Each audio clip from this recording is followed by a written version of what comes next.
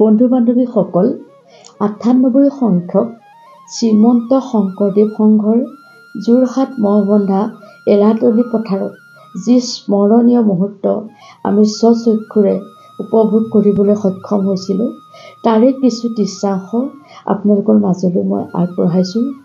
বহুতে হয়তো স্বচক্ষুৰে উপভোগ কৰিছে, বহুত হয়তো যাবও পৰা নাই।